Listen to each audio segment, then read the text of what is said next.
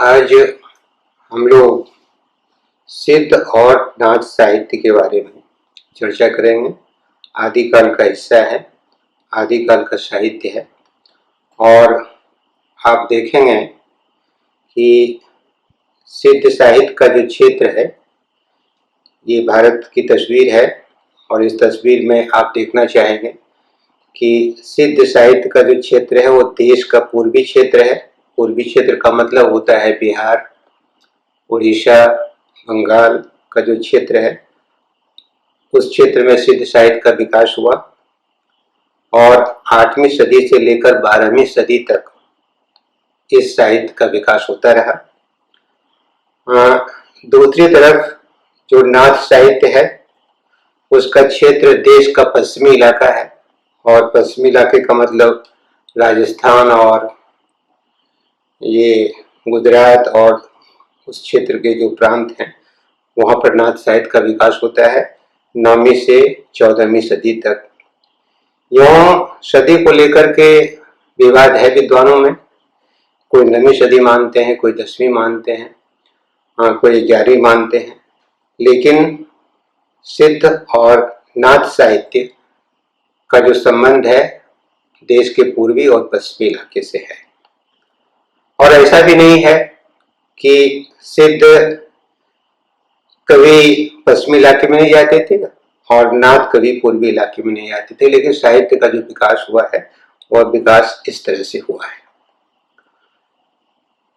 ये जो बौद्ध धर्म था, बौद्ध धर्म 2 हिस्से में बटा। पहला हिस्सा था हीनयान का, दूसरा हिस्सा था महायान का। महायानी लोग बाद में मंत्रों का सहारा उन्होंने लिया तो मंत्रयान का विकास हुआ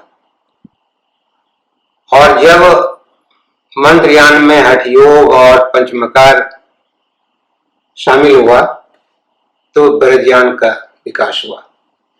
सिद्ध लोग जो थे वो ब्रजयानी थे, यानी हठ योग भी उनकी साधना में था, मंत्रों का भी सहयोग ले रहे थे और पंचमकार भी शामिल था। पंचमकार का मतलब था मांस, मदिरा, मैथुन, महिला और मुद्रा, ये 5 चीजें शामिल हो गई थी। सभी जो सिद्ध थे अपने को सार्थक करने के लिए, अपने को अपना जीवन बेहतर करने के लिए, अपनी चीजों को समाज में प्रचारित करने के लिए वे मंत्रों का सहयोग लेते थे और मंत्रों के माध्यम से सिद्धि की प्राप्ति करते थे, इसलिए वो सिद्ध कहलाए। और सिद्धों की जो संख्या थी वो 84 सिद्ध थे। नालंदा महाविहार और विक्रमशिला महाविहार में रहते थे। ये विभिन्न जातियों के होते थे, लेकिन जो प्रमुखता थी वो निम्न जातियों की थी। इनकी जो वाणियां थी वही सिद्ध साहित्य हुआ। वाणियां जो कही गई थी वो जनभाषा में कही गई थी, यानी जो तद्भव शब्दों का इस्तेमाल हुआ था ज्यादा, और इनकी वाणियां समाज में फैले पाखंड का विरोध कर रही थी। जो आडंबर, धार्मिक आडंबर हुआ करते थे उसके खिलाफ में इनकी वाणी थी।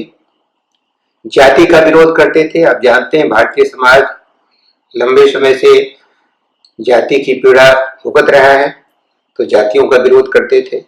गुरु की बहुत महत्ता थी, तो गुरु सेवा से संबंधित भी इनकी वाणी थी। इनमें नैरात्म्य की भावना भी थी, काय योग था, सहज शून्य की साधना थी, विभिन्न तरह की समाधि जिन अवस्थाओं का वर्णन था।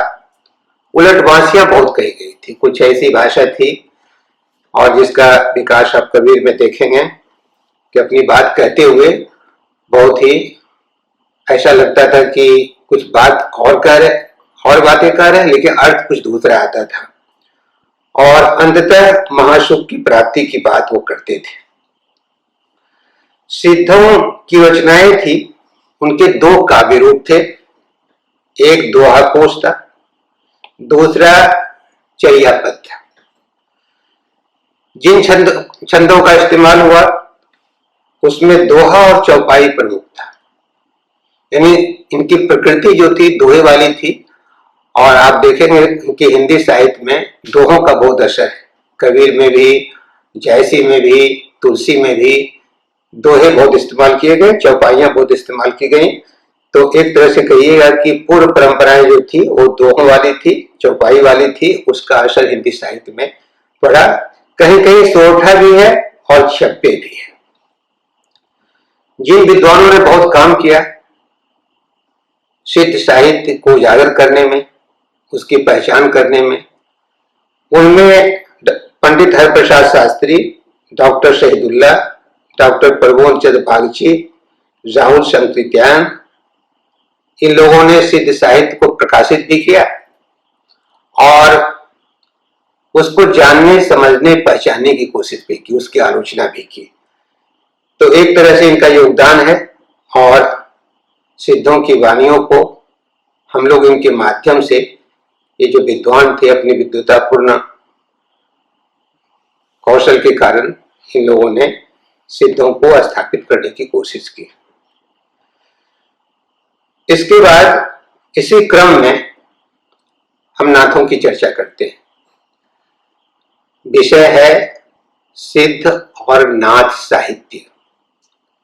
इसका मतलब है कि दोनों में आंतरिक संबंध है, सिद्धों और नाथों में। जो नाथ हुए उनमें से कुछ 84 सिद्ध में भी गिने गए, तो इस परंपरा में भी सिद्धों की परंपरा में नजर आते हैं। और जिसके कारण से एक साथ हम लोग चर्चा करते हैं दोनों साहित्य का। साधना में भी संबंध है, हठ योग दोनों जगह है, वो जो मंत्र है वो दोनों जगह है। हाँ, नाथों ने मदिरा, मांस और महिला तीनों को खारिज किया और अपेक्षाकृत सिद्धों की जो गड़बड़ियां थी उसको बेहतर किया। और यही वजह थी कि इनमें सभी लोग शामिल हुए, बौद्ध भी शामिल हुए, कापालिक शामिल हुए, वैष्णव आए, जैन आए, शाक्त आए, कोई आपत्ति नहीं थी। सिद्ध तो अकेले थे, लेकिन नाथ संप्रदाय में विभिन्न तरह की जो धाराएं थी, संप्रदाय की धाराएं वो शामिल हुई। 9 नाथ थे, जैसे सिद्ध 84 थे वैसे ही नाथ 9 थे। और इनके जो पहले नाथ थे आदिनाथ, उनको तो शिव ही माना जाता था। उसके बाद मतेंद्र नाथ हुए, गोरखनाथ हुए, और इस तरह से 9 नाथ हुए नाथ संप्रदाय में। इनकी जो वेशभूषा थी वो विचित्र थी। कोई कान में कुंडल पहनते थे, कान को फाड़ करके जो के कुंडल पहनते थे, जिनको कनफटे योगी के रूप में भी इनको देखा गया था। इनकी वेशभूषा में मेखला, श्रृंगी, शैली, गुदरी, खप्पर, करमुद्रा, बघंबर, झोला आदि का इस्तेमाल हुआ। यानी अगर वेशभूषा में ये सारी चीजें थी तो लोग समझ लेते थे कि ये नाथ लोग हैं। और गोरखनाथ की एक किताब शब्दी आई छप करके, जिसमें नाथ संप्रदाय की साधनाओं के बारे में और उनके सिद्धांतों के बारे में इस पुस्तक में वर्णन किया गया है। डॉक्टर पीताम्बर दत्त बर्तवाल ने 40 पुस्तकों का प्रकाशन कराया है। इनकी विशेषता थी कि गुरु की महत्ता, चित्त की शुद्धता, मानसिक दृढ़ता, यौगिक क्रियाओं और सहज जीवन पर जोर, ज्ञान की प्रतिष्ठा और बाह्याचार, कृष्ण साधना पर आघात, मांस मदिरा का बहिष्कार, हठ योग का सहयोग लेते ही थे। और इनकी कमजोरी थी कि गृहस्थ के प्रति बहुत अनादर की भावना मन में रखते थे। इस तरह से आप देखेंगे कि सिद्ध और नाथ दोनों के जो साहित्य है आदि काल में, इसका असर भक्ति काल में है। और भक्ति काल में जो निर्गुणीय संत हैं खास तौर से, उसमें भाषा के मामले में, शैली के मामले में, जो कथ्य है उसके मामले में, दोनों में समानता दृष्टिगत होता है। तो एक महत्वपूर्ण साहित्य सिद्ध साहित्य और नाथ साहित्य है जो आदिकाल में मौजूद है। हिंदी साहित्य की जो प्राथमिक चीजें हैं वे चीजें आदिकाल में संग्रहित हैं, जिसका असर बाद के कालों में पर पड़ता है।